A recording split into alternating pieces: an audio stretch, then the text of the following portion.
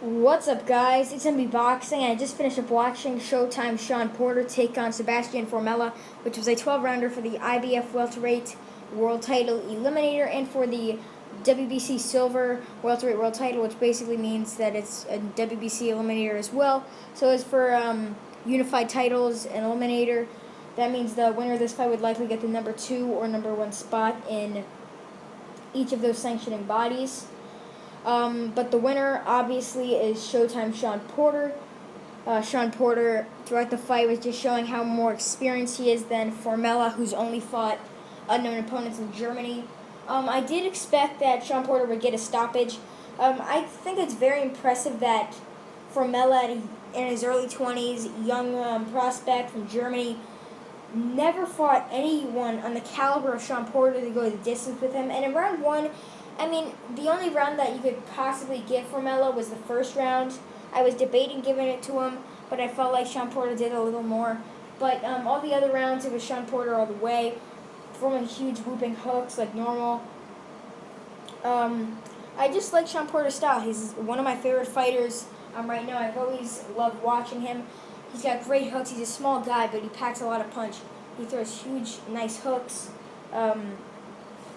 A lot of good body work from Porter as well. But Formella doesn't have that bad movement, nor defense. He did block a lot of Porter's shots, but Porter did get a couple of shots landed later in the fight.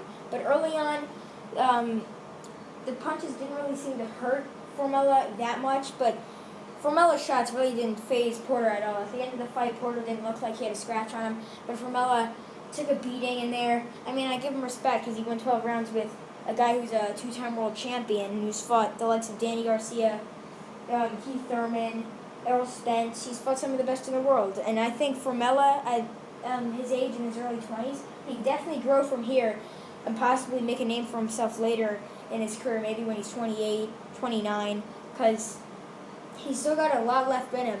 And I feel like if he shows more of his offensive style that he does against his lower tier opponents he faces, I mean, he may do well against a guy like Jamal James or a type of guy like that that's not in the top 5, top 10, maybe a guy who's top 15 to figure out where he really is, because I think this was too much of a step up, because Shawn Porter is like really top tier welterweight, definitely one of the best pound for pound. I gotta say top 25 pound for pound, top 30 maybe, definitely in the range of top 50 pound for pound. But Shawn Porter improved to 31-3. His opponent, Sebastian Formella, now 22-1. What's next for Formella? I definitely see him doing some fights in Germany like normal, facing lower tier guys. But I feel like he'll definitely have another breakthrough in the United States or against a better opponent in Europe or in another continent or country. But Shawn Porter, since this was an eliminator for the WBC and the IBF, he's definitely going to fight for a title next. He said he wants the winner of Danny Garcia versus Errol Spence.